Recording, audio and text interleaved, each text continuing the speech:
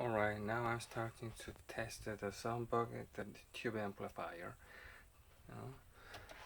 The turntable is right now off, and when I turn on just the tube amplifier, at first time for 1 minute or 30 seconds is okay, very quiet. However, when the tube is heat up, suddenly I can hear a very loud, like this hum sound. I can, yeah, very loud. Not only that, it's getting louder.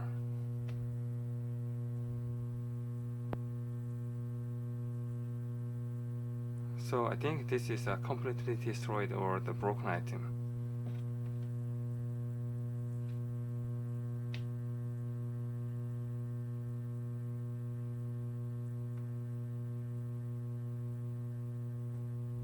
See?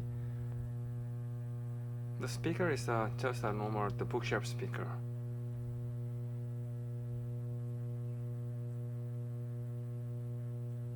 So it doesn't end.